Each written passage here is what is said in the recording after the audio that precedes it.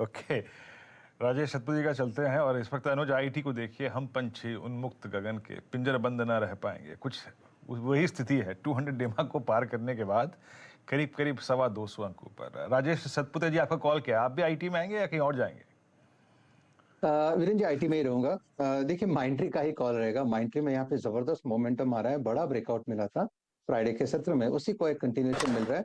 3750 पे future trade हो रहा है। आपको 50 पॉइंट्स का मिनिमम स्टॉप लॉस मेंटेन करना पड़ेगा। माइंट्री में बड़ा काउंटर है, मोमेंटम भी बड़ा आएगा, स्टॉप लॉस भी बड़ा ही रखना पड़ेगा।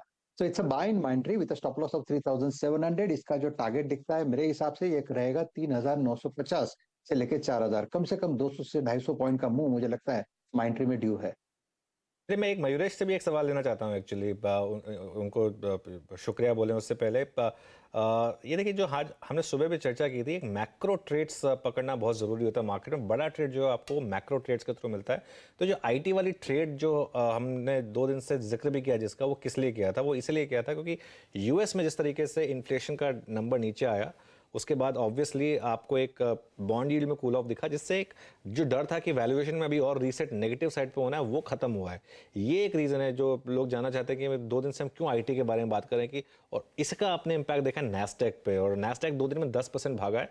तो अभी भी यहाँ पर एक लग रहा है कि शायद एक कैचअप प्ले है, और अब 1% ऊपर है, अब 2% दूर रह गया 200 सिंपल मूविंग एवरेज से। मयूरेश, आप जाएं उससे पहले एक अपना प्रिफर्ड आईटी पिक दे जाइए आप, या फिर आप कहेंगे कि अभी आईटी से दूर रहें इवन दो इस समय का फ्लेवर है? ये फ्लेवर डेफिनेटली है अनुज जी। और जहां तक आई थिंक सवाल रहा है in terms of how the Nasdaq is positioned, हमें लगता है आई थिंक जो पुल बैक ट्रेड्स मिल रहे हैं नैस्डैक पे करके, जो एक ओवर सोल्ड टेरिटरी में था, आई think that is pretty large in terms of volume और प्राइस एक्शन।